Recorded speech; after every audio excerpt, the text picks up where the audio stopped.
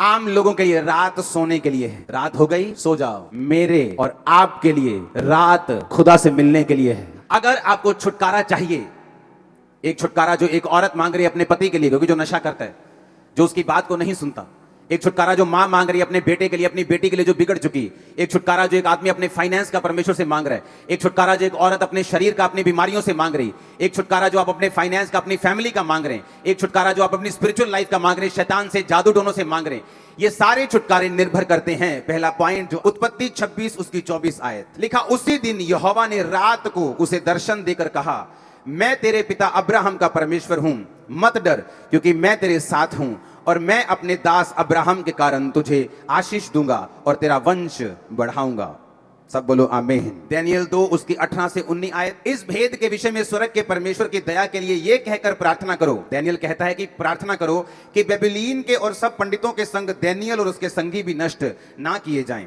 19 आयत में लिखा, तब वह भेद दानियेल को रात के समय दर्शन के द्वारा प्रकट किया गया। इसहाक को परमेश्वर ने दर्शन दिया। बाइबल कहती है उसी दिन यहोवा ने रात को, उत्पत्ति 26 उसकी 24 आयत में लिखा। दानियेल को भी बाइबल कहती है परमेश्वर ने जब दर्शन दिया तो परमेश्वर ने कहा रात को।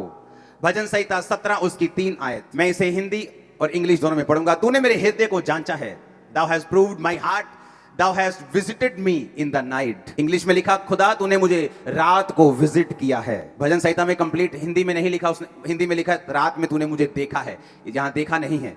क्योंकि अगर इसको इब्रानी भाषा में हम असली भाषा में निकालें, जिस भाषा में बाइबल लिखी गई थी, उस वचन को हम समझेंगे, असली भाषा में उस वचन को पढ़ेंगे, जिसका मतलब है पकड़। हिंदी में भी है ना ये शब्द पकड़। इब्रानी भाषा में विजिट का मतलब है किसी के पास जाना, विजिट करना, अपने रिश्तेदार के पास। जब कोई बीमार होता है हॉस्पिटल में आप विजिट करते हैं, उसका इब्रानी भाषा में मतलब है पकड़, जिसका मतलब है विजिट करना। तो इब्रानी भाषा की असली जो बाइबल है उसमें लिखा हुआ है कि तूने रात को मुझे विजिट किया है। अपने पड़ोसी को बोलो रात को। फिर प्रेरितों के काम 18 उसकी 9 आयत को मैं पढ़ूंगा, उसमें भी लिखा, प्रभु ने एक रात दर्शन के द्वारा पौलुस से कहा, मत डर वरन कहे जा और चुप ना रहे। सब बोलो आमीन। एक और वचन में पढ़ना चाहूंगा, लूका 6 उसकी 12 आयत, उसमें लिखा, उन दिनों में वह पहाड़ पर प्रार्थना करने गया और परमेश्वर से प्रार्थना करने में सारी रात बिताई। फिर से बोलो रात। उत्पत्ति 32 उसकी 24 आयत को मैं पढ़ना चाहूंगा, उसमें लिखा, याकूब आप अकेला रह गया और कोई पुरुष पौ फटने तक, यानी सारी रात उससे मल्ल युद्ध करता रहा। फिर से बोलो सारी रात। अगर आप क्रिश्चियन हैं, संपूर्ण छुटकारा चाहते हैं, तो ये बात मेरी ध्यान से सुनना, कान में, स्पिरिट में आज सुन के नहीं, इसको गाड़ के लेके जाना। अगर आपकी रात आपके काबू में नहीं है, आप कभी संपूर्ण छुटकारा नहीं हासिल कर सकते। आप जितने मर्जी बड़े बिशप के, अपोस्टल के, पास्टर के बेटे क्यों नहीं हैं, आप जितने मर्जी बड़े दान देने वाले क्यों नहीं हैं, अगर आपकी रात आपने काबू में नहीं की, आप छुटकारा नहीं पा सकते। आम लोगों के लिए रात सोने के लिए है। रात हो गई सो जाओ। मेरे और आपके लिए रात खुदा से मिलने के लिए है। वो क्या कहना चाहते हैं? रात को डर लगता है लोगों को, लगता है कि नहीं लगता? आपको मालूम बाइबल क्या कहती है? बाइबल कहती है यहोवा घोर अंधकार में रहता है। जिनको अंधेरे से डर लगता है, शैतान उनको डराता है कि मैं यहां पे हूं, लेकिन घोर अंधकार में शैतान नहीं, क्रिश्चियन लोगों के लिए परमेश्वर खड़ा है।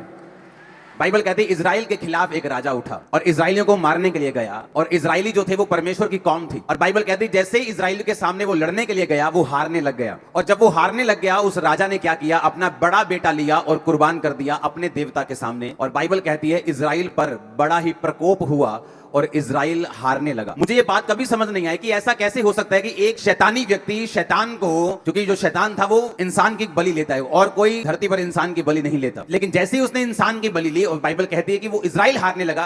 क्यों इजराइल हारने लगा? अगर परमेश्वर इजराइल के साथ था तो शैतान का काम सफल कैसे हो सकता है? उसमें परमेश्वर हमें एक सीखने के लिए चीज बोल रहे हैं। आपका वैरी, आपका दुश्मन आपसे ज्यादा समर्पित अगर होकर चले, परमेश्वर के सामने उन्होंने एक भी कुर्बानी नहीं दी, लेकिन उनका जो वैरी था वो अपने बेटे की कुर्बानी दे गया। परमेश्वर इस बात से गुस्सा था इजराइल के ऊपर से कि तुम्हारे दुश्मन को कुर्बानी का, बोने का अर्थ मालूम है, लेकिन जो मेरी प्रजा है इनको कुर्बानी का, बोने का अर्थ मालूम नहीं है अभी तक। और बाइबल कहती है वो हारने लगे और बड़ी सोच में पड़ गए कि अगर परमेश्वर हमारे साथ है तो शैतान हमारे ऊपर अटैक क्यों कर सकता है, वो हमारे ऊपर कब्जा कैसे कर सकता है, वो हमारे ऊपर सफल कैसे हो सकता है। जब मैं छुटकारे की आपसे बात करता हूं तो ये बात ध्यान में रखो कि छुटकारा सिर्फ परमेश्वर के ऊपर निर्भर नहीं करता। ये 50-50 की गेम है, जहां 50% वचन आपका और 50% परमेश्वर का होगा। तुम्हें नौकर नहीं बोला गया, उसने कहा तुम प्रभु यीशु मसीह के सहकर्मी हो, तुम उसके साथ मिलकर कार्य करते हो। जब मैं छुटकारे की बात करता हूं, चाहे वो आपके परिवार का छुटकारा हो, चाहे वो आपके फाइनेंस का छुटकारा हो, चाहे वो आपके शरीर का छुटकारा हो, चाहे वो आपकी स्पिरिचुअल लाइफ में शैतान से छुटकारा हो, ये सारे छुटकारे आप पर निर्भर नहीं करते, ना ही परमेश्वर पर निर्भर करते हैं। ये आप और परमेश्वर दोनों पर निर्भर करते हैं। क्योंकि होता क्या है, जब विश्वासी परमेश्वर में आता है,